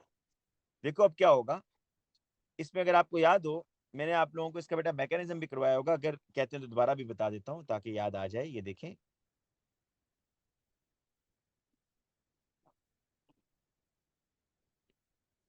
ये है ना, ये अल्फा कार्बन है, ये बीटा कार्बन है। इसमें बेटा मैंने आपको ये बताया था कि जब ये आप मेटल हाइड्रोक्साइड लेते हैं ना अल्कोहलिक, तो ये अब न्यूक्लियोफाइल नहीं रहता। अगर आप अल्कोहलिक मेटल हाइड्रोक्साइड लेंगे तो उसकी नेचर पता क्या हो जाएगी, बेसिक। ये बेसिक हो जाएगा भाई। अल्कोहलिक मेटल हाइड्रोक्साइड जब आप लेंगे तो वो एज ए बेस काम करेगा, बेसिक हो जाएगा। अब ये होगा कि ये जो आपका OH है ना, बेस की प्रोबेबिलिटी आपको पता है कि बेस एक्सेप्ट द प्रोटॉन, ये प्रोटॉन एक्सेप्ट करेगा, इलेक्ट्रोफाइल पर अटैक नहीं करेगा। अगर न्यूक्लियोफाइल होता है तो उसने इलेक्ट्रोफाइल पर अटैक करना होता है ना, अगर बेस है तो वो प्रोटॉन गेन करेगा। तो अब ये OH क्या करेगा बेटा, ये बीटा बीटा हाइड्रोजन को गेन करेगा। ये देखो, ये बीटा हाइड्रोजन है इधर, तो ये OH इस बीटा हाइड्रोजन के साथ बॉन्ड बनाएगा, और ये कार्बन हाइड्रोजन बॉन्ड जो है ना ये बेटा इधर आ जाएगा, अल्फा और बीटा के दरमियान डबल बॉन्ड बनेगा, और carbon bromine bond will break heterolytically. इसका मैकेनिज्म आपके सिलेबस में नहीं है भाई, मैकेनिज्म सिलेबस में नहीं है। सिर्फ ये इसलिए एरोस बताता हूं ताकि आपको प्रोसीजर समझ आ जाए कि हुआ क्या है। अब देखो, एक तो बनेगा alkyne CH3 CH double bond CH2, ये अल्फा बीटा के दरमियान डबल बॉन्ड आएगा, और ये जो येलो कलर से मैं अभी हाइड्रोजन मार्क कर रहा हूँ ये बेटा H+ की फॉर्म में जाएगा। एक तो क्या बन जाएगा, वाटर H2O, और दूसरे ये NaOH है ना बेटा, NaOH है, तो ये Na जो है ना ये इस Br के साथ बॉन्ड बनाकर NaBr। अब आपके पास जो इनऑर्गेनिक प्रोडक्ट है वो दो हैं इसमें, एक NaBr है एंड वाटर, और जो ऑर्गेनिक है वो आपके पास ये है बेटा। ये बड़ा ही इंपॉर्टेंट रिएक्शन है जिसमें सॉल्वेंट के चेंज करने से आपके प्रोडक्ट चेंज हो जाते हैं। समझ आ गया बेटा ये? अच्छा, यस सर। नेक्स्ट क्वेश्चन देखिएगा। Compound J and K are found in plant oils. Compound J and K are found in plant oils. इसमें आपके पास बेटा एक ये एल्डिहाइड है, ठीक है। ये क्या है भाई, दिस इज कीटोन, कीटोन भी है, ये एल्डिहाइड है, और ये आपके पास अल्कोहल भी है भाई। अल्कोहल भी टर्शरी है, कोई हाइड्रोजन नहीं अल्फा कार्बन के साथ। जबकि आप के को देखें तो के में आपके पास एक कार्बोक्सिलिक एसिड और एक अल्कीन है। अब जरा क्वेश्चन देखते हैं। Complete the table 4.1 to state what you would observe when J react with reagent listed. 2,4-DNPH, आपको पता है 2,4-DNPH जो है ना बेटा, ये पॉजिटिव टेस्ट देता है विद कार्बोनाइल। तो कार्बोनाइल का मतलब होता है एल्डिहाइड कीटोन, ये बात याद रखिएगा। कार्बोनाइल का मतलब है एल्डिहाइड कीटोन। तो इसमें देखें J और K में एल्डिहाइड कौन है बेटा, एल्डिहाइड कीटोन इसमें है ना, तो इसमें कार्बोनाइल ग्रुप लगा हुआ है J में, एल्डिहाइड भी है कीटोन भी है। तो इसका मतलब ये हुआ कि J जो है ये पॉजिटिव टेस्ट देगा, और ऑब्जर्वेशन ये होगी कि deep orange precipitate, deep orange precipitate is form.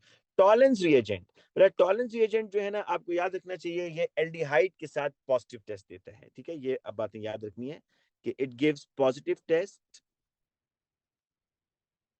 With aldehyde. तो ये आपके पास क्या बनेगा, सिल्वर मिरर।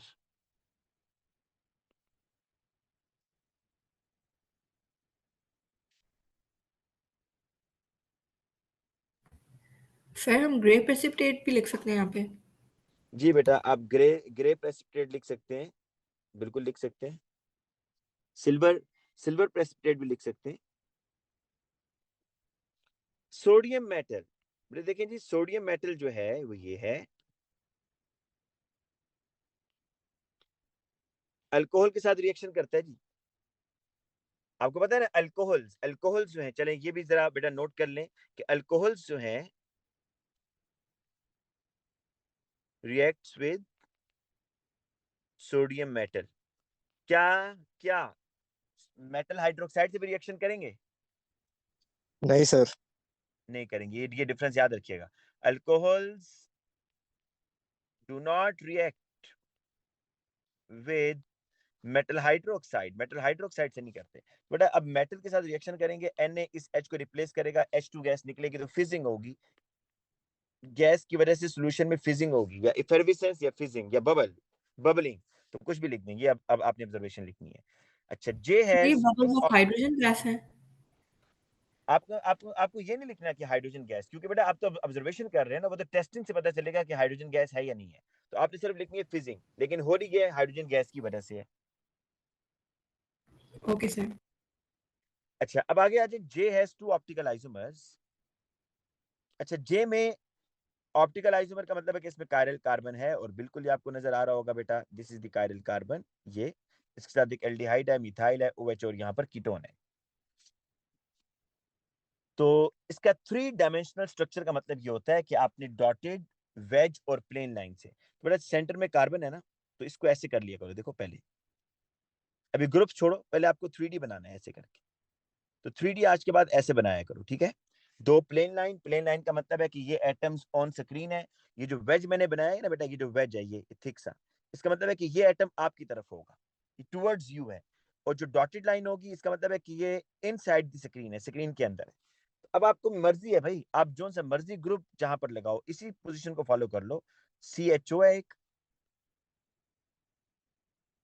और क्या जी, एक OH है, मिथाइल है, ये OH, ये मिथाइल, और एक है COCH3।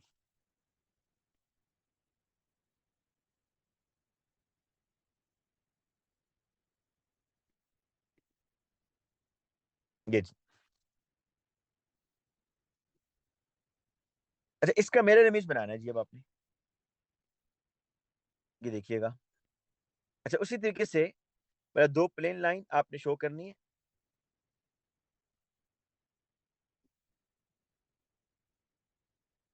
ऐसे। ये CHO आ जाएगा, ये आपका CH3 आ गया, ये COCH3 आ जाएगा इधर, और ये OH आ जाएगा। आप चेक कर सकते हैं बेटा, अगर आप इसको उठा के इसके ऊपर रखो, तो ये non superimposable mirror images हैं। ऑप्टिकल आइसोमर्स क्या होते हैं? Non superimposable mirror images. इन्हीं को इनेंशियोमर्स भी कहते हैं। एक नाम है बेटा इनेंशियोमर्स, समटाइम वो मार्क्स की में यूज कर लेते हैं, तो परेशान होने की जरूरत नहीं है। ऑप्टिकल आइसोमर्स का ही दूसरा नाम है इनेंशियोमर्स। तो ये होते क्या है? Non superimposable mirror images are called enantiomers या ऑप्टिकल आइसोमर्स। अच्छा जी, नेक्स्ट क्वेश्चन देखें हम सर, हम पिछले जी। वाले क्वेश्चन में वेजेस की डायरेक्शन चेंज कर सकते हैं? बिल्कुल चेंज कर सकते हैं बेटा। लाइक हमारी अपनी मर्जी, हम जिस मर्जी साइड पे बना लें जो सा डॉटेड वाली। मर्जी ग्रुप आप जहां मर्जी रखें, OH को आप वेज पे डाल दें, CHO को प्लेन लाइन में डाल दें, COCH3 को आप डॉटेड लाइन में डाल दें, ये आपकी मर्जी है। Okay sir. अच्छा, अब आगे आ जाए। K is use to make the addition polymer Perspex. ये बड़ा एक पॉलीमर है perspex. A synthesis of Prespex is shown in figure। अच्छा, जरा इस रिएक्शन को देखते हैं जी। K से M में क्या हो रहा है, आप जरा गौर करें ना, क्या आपको नजर आ रहा है भाई? देखिए, कोशिश करें कि फंक्शनल ग्रुप आइडेंटिफाई करें कि कौन सा फंक्शनल ग्रुप फॉर्म हो रहा है या कौन सा फंक्शनल ग्रुप चेंज हो रहा है। आपके पास के में अल्कीन था, यहां पर भी है, ये तो चलें छोड़ दें। के में आपके पास था कार्बोक्सिलिक, सर और अब एम एस्टरिफिकेशन में हो रही आपके है। पास है, ये क्या चीज है भाई? ये कौन सा ग्रुप है? Sir ester ester. This is ester. देखो ना, C double bond O, oxygen and आगे फिर कार्बन है, तो ये एस्टर है। तो आपको समझ आ जाना चाहिए कि कार्बोक्सिलिक एसिड से एस्टर कैसे बनेगा, किससे रिएक्शन करवाया जाए? Sir methanol. हाँ, अल्कोहल से ना। तो अल्कोहल। जी, तो इस तरह है बेटा। देखो, ये अगर मैं सिर्फ इस बॉन्ड को शो करूं, इस बॉन्ड को, तो आपको ये तो समझ आ रही है भाई कि ये अल्कोहलिक पार्ट है ना, ये अल्कोहल से आ रहा है, this part is coming from alcohol. तो एक कार्बन वाला अल्कोहल होगा, CH3OH, है ना। तो इसलिए आपने जो रिएक्टेंट L लेना है, वो आपने मेथनॉल लेना है। मेथनॉल,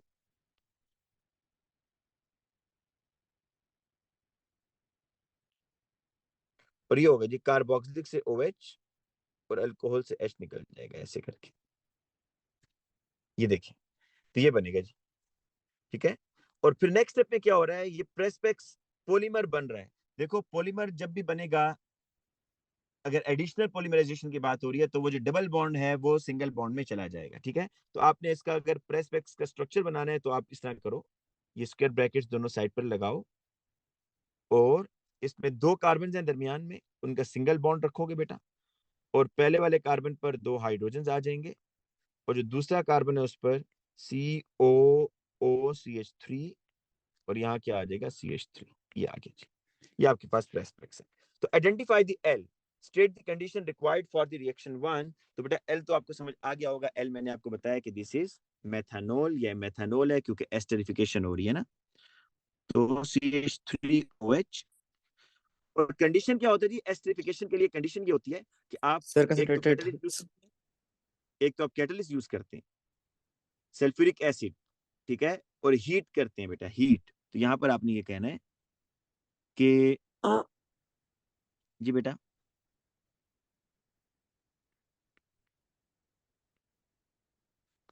जी बेटा पूछे, heat under reflux, this is for the esterification. Draw one repeat unit, ये मैंने आपको बेटा ड्रॉ करके दिखा दिया है कि इसमें आपने बस कार्बन कार्बन जो डबल बॉन्ड है उसको खत्म कर देना है, बाकी सेम है।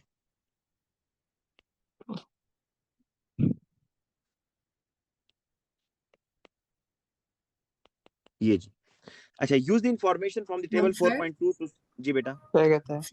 जो एस्टरिफिकेशन का रिएक्शन है उसमें बेसिकली वाटर एलिमिनेट हो रहा होता है ना, तो हम उसको कंडेंसेशन भी कह सकते हैं।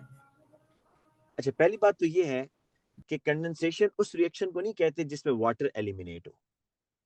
कंडेंसेशन उन तमाम रिएक्शंस को कहते हैं जिसमें 2 रिएक्टेंट्स कंबाइन हो और उन 2 रिएक्टेंट्स के कंबाइन होने के रिजल्ट में एक स्मॉल मॉलिक्यूल बने।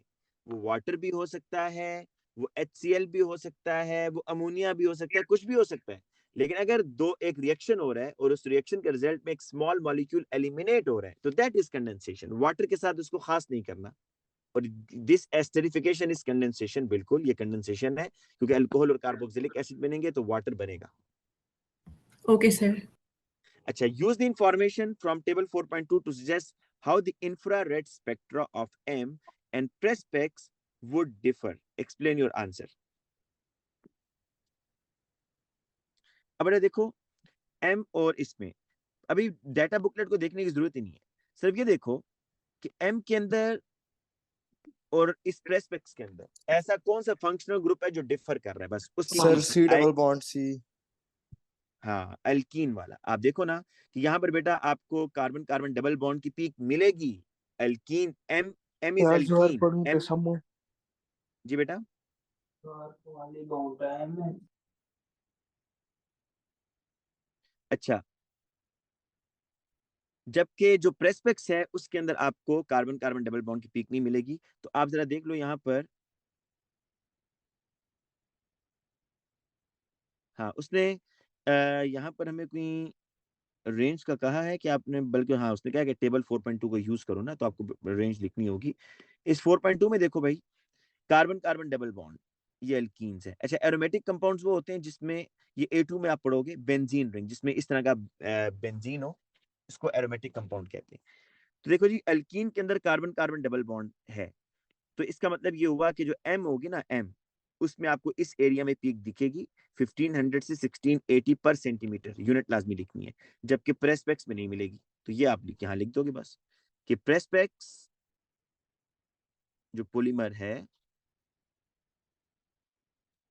will not show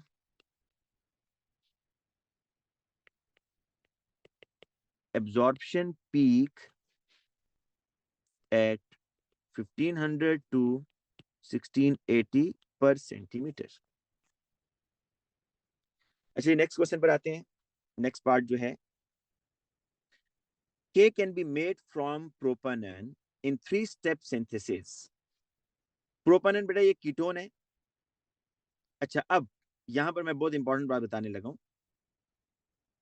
आपको सिर्फ अगर ये कहा जाए ना स्टेप 1 में बताएं क्या हुआ है, तो बताएं आपका थिंकिंग प्रोसेस क्या होगा। मैं ये जानना चाह रहा हूँ आपका थिंकिंग प्रोसेस क्या होगा कि प्रोपानोन का रिएक्शन मैंने किससे करवाया होगा कि ये चीज बन गई है, कैसे सोचेंगे?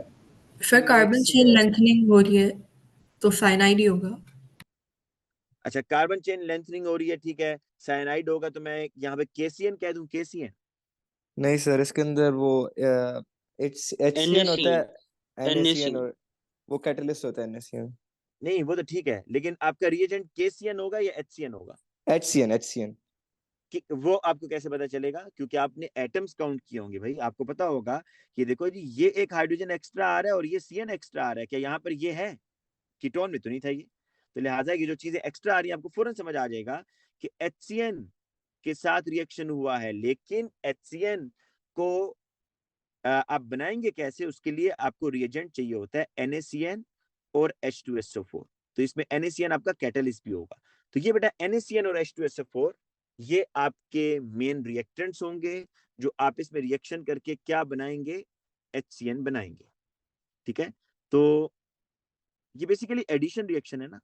कार्बोनाइल कार्बन पॉजिटिव है, ऑक्सीजन नेगेटिव है, हाइड्रोजन पॉजिटिव है, CN माइनस है।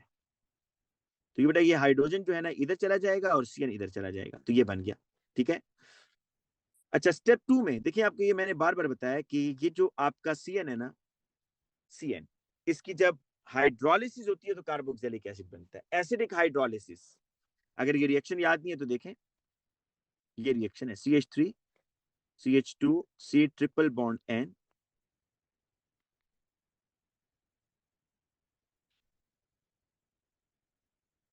देखो मैं आपको ये बता दूं एसिडिक क्यों मैं इसको कहता हूं जी।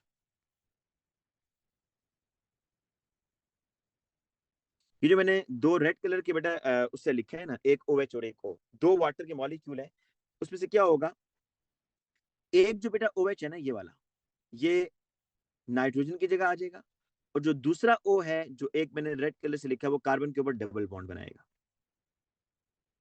CH3 CH2 C double bond OOH, और साथ में पता है क्या निकलेगा, ये साथ में एलिमिनेट होगा NH3। तो अब देखो ये आपके पास एसिड बना हुआ है भाई, ये एसिड बना है आपके पास, और ये आपके पास बेस है। ये तो आपस में रिएक्शन कर जाएंगे ना, ये तो आपस में रिएक्शन कर जाएंगे। हमें तो कार्बोक्सिलिक एसिड चाहिए, अगर इनका आपस में रिएक्शन हो गया तो हमारे पास तो सॉल्ट आ जाएगा भाई। तो इसलिए अब आप ये चाहते हैं कि आपस में रिएक्शन ना करें, तो हम यहाँ पर एसिडिक हाइड्रोलिसिस करवाते हैं। अब बेटा एसिडिक हाइड्रोलिसिस से ये होता है कि जो H+ आपने डाला है ना, ये इस अमोनिया को न्यूट्रलाइज कर देगा। ठीक है ना, तो आपको ये बात मैंने पहले भी बताई है, acidic hydrolysis it forms carboxylic acid. और अगर सपोज नाइट्राइल की बेसिक हाइड्रोलिसिस होती तो कौन बताएगा क्या बनेगा? अगर मैं इस H+ की जगह यहाँ बेस ले लेता, बेस NaOH, फिर क्या बनेगा भाई? एसिड बनेगा या सॉल्ट बनेगा? उसका सॉल्ट बनेगा सर। सॉल्ट बनेगा, CH3 CH2 COONA। ठीक है, तो ये बातें आपने याद रखनी है।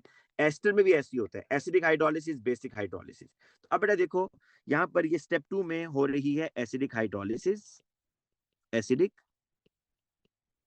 हाइड्रोलिसिस, तो ये कार्बोक्सिलिक एसिड बनेगा। और अब ये क्या रिएक्शन हो रहा है भाई, स्टेप 3 में ये एल्कीन बन गया। एल्कीन कैसे बन गया? एलिमिनेशन। यस, अच्छा, एलिमिनेशन से एक अच्छा वर्ड है भाई एलिमिनेशन, क्योंकि जो बेटा वर्ड आप यूज करते हैं एलिमिनेशन वर्ड डिहाइड्रेशन। ठीक है, लेकिन हाँ डिहाइड्रेशन इससे ज्यादा बेहतर है। क्या वाटर को देखो एलिमिनेशन में आप ये तो नहीं बता रहे ना कौन सा मॉलिक्यूल एलिमिनेट किया है, डिहाइड्रेशन में तो आप स्पेसिफाई कर रहे हो कि वाटर को मैंने एलिमिनेट किया है, वाटर। तो डिहाइड्रेशन या एलिमिनेशन दोनों एक्सेप्टेबल हैं। अच्छा देखो होगा क्या, ये अल्कोहल है ना, ये अल्फा कार्बन और ये बीटा कार्बन।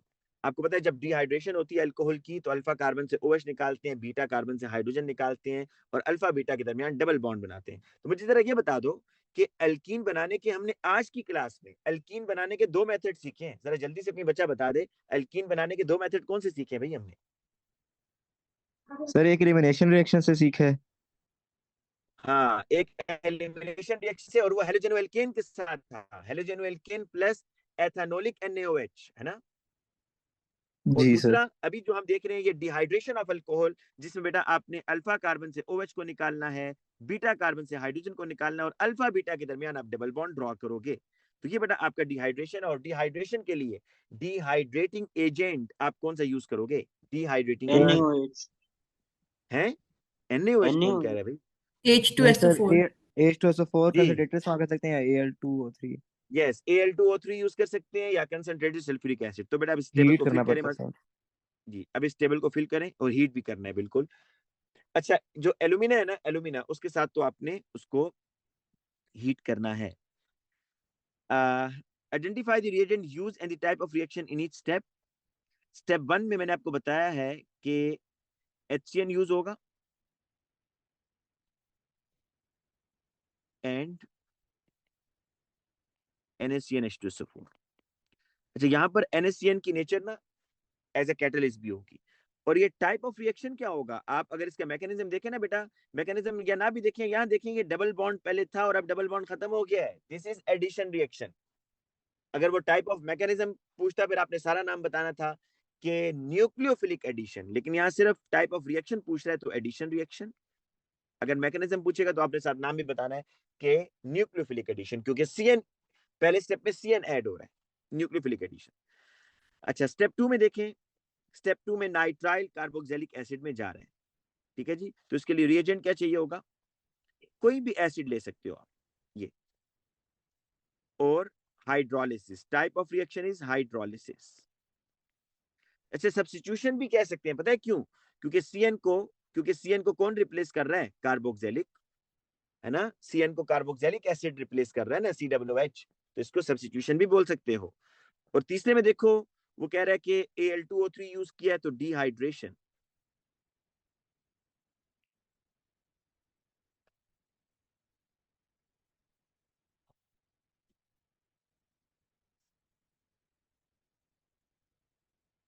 अच्छा बेटा, इस तरह करते हैं, अभी मैं आपको एक पेपर सेंड करता हूं, आपने उसको एज अ टेस्ट करना है। आप लोग उसको एज अ टेस्ट करेंगे। आप लोगों ने कहीं से हेल्प नहीं लेनी, प्रॉपर अपना टाइमर लगाकर उसको सॉल्व करना है। और कल की क्लास में जब मैं वो पेपर डिस्कस करूंगा तो आप लोग सेल्फ असेस करेंगे कि आप लोगों के उस पेपर में कितने मार्क्स आ रहे हैं। ठीक हो गया भाई? तो मैं भी आपको रैंडमली कोई पेपर भेजता हूँ, कोई पुराना पेपर भेजूंगा बेटा, ठीक है? तो वो आप लोगों ने बैठकर करना होगा। उससे पहले आप थोड़ी सी रिवीजन कर लें, बेशक पेपर कल सॉल्व कर लीजिएगा, पेपर बेशक आप कल सॉल्व कर लें क्लास से पहले। मतलब क्लास हमारी स्टार्ट होगी ना अगर 12:15 पर, तो आप 10 o'clock या 10:30 पर बैठ जाएं, पेपर सॉल्व करें।